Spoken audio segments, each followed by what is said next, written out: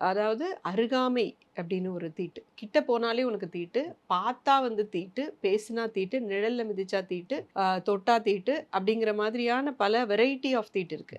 இப்போ இந்த கல்யாணம் பண்றது கூட அது ஒரு வெரைட்டி ஆஃப் இதுதான். இந்த அளவுக்கு நீ வந்து இப்ப பேசலாம், தொடலாம், படலாம். ஆனா நீ கல்யாணம் பண்ணக்கூடாது. ஏன்?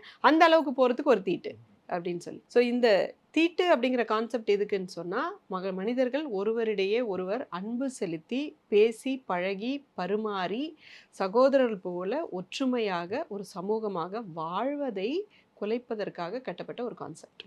ஸோ அது முன்னாடியெல்லாம் இல்ல. இப்ப தமிழ் சமூகத்தை எடுத்தோம் அப்படின்னு சொன்னா, தமிழ் சமூகத்தில் காதல் தான் ஒரு தூய்மையான ஒரு தமிழ் வார்த்தையா இருக்குது. ஜாதிங்கிறது தமிழ் வார்த்தை இல்ல அப்படின்ட்டு இருக்கு. ஸோ இந்த திணிக்கப்பட்ட இந்த கான்செப்டோடைய பர்ப்பஸ் வந்து பார்த்தீங்கன்னா, லேண்ட் அப்ராப்ரியேஷன் அப்படின்னு சொல்லலாம். இப்போ வந்து மிக குறிப்பா பார்த்தீங்கன்னா, "தண்ணீல தீட்டு" அப்படின்னு சொல்லுவாங்க.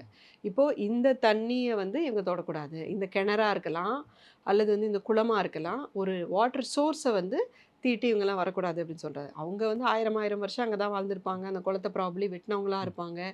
கிணத்த வெட்டுனவங்களா இருப்பாங்க. ஆனா சடனா ஏதோ ஒரு காரணம் சொல்லி, நீங்க வரக்கூடாது, போக்கூடாதுன்னு சொல்லும்போது என்ன ஆகுது, அவங்களுடைய நிலம் வந்து பயிர் செய்றதுக்கு முடியாம போகுது. தண்ணி இல்லாம நீங்க எப்படி பயிர் செய்வீங்க? தண்ணி இல்லாம எப்படி வாழ்வீங்க நீங்க அந்த இடத்துல? அப்போ அந்த நிலத்தை அவங்களிடமிருந்து அபகரித்து அவங்கள அப்புறப்படுத்தக்கூடிய ஒரு நோக்கத்தில் இது கட்டமைக்கப்பட்டதாக இருக்கிறது.